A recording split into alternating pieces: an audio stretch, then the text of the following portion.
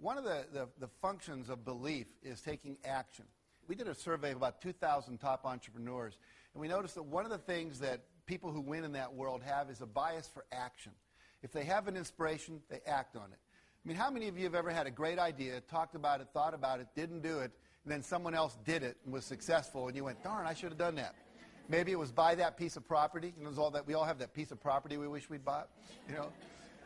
Anyway, so we're going to be looking at the idea that taking action is part of the law of attraction. See, a lot of people think you can just sit in your room, meditate, visualize having the perfect car, the perfect house, the perfect relationship, and then it'll kind of just come to you. And I always say, unless you live at the bottom of a hill where there's a road, it's probably not going to be a Cadillac show up in your living room, right? So think about this. The last 6 letters of the word attraction spell what? A-C-T-I-O-N, action. Now, there's 2 kinds of actions that are critical. There's obvious actions.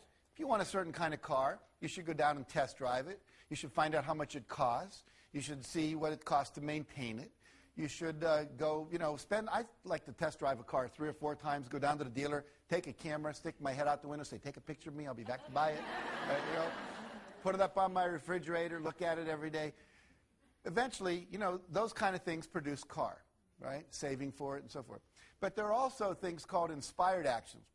All of a sudden, you get an inspiration to do something, and you didn't know what it was. You don't have a sense of, how's this rationally going to make sense for me to move forward in my life?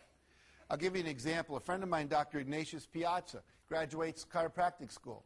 He wants to move to Monterey, near Pebble Beach, where the golf course is. And he gets there, and he says to the local chiropractic association, I'd like to join you. I'd like you to help me get my practice started. And they said, we don't need any more chiropractors.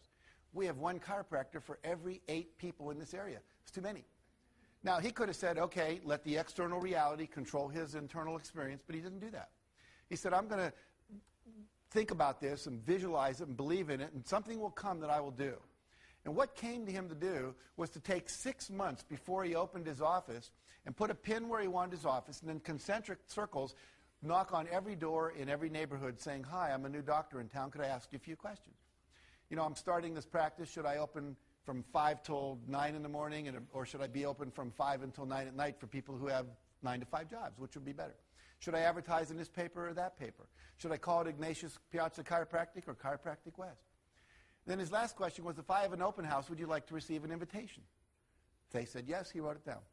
Now, over 6 months, he knocked on 12,500 doors, talked to 6,500 people, and gathered over 4,000 names of people who said, yes, I'd like an invitation to your open house.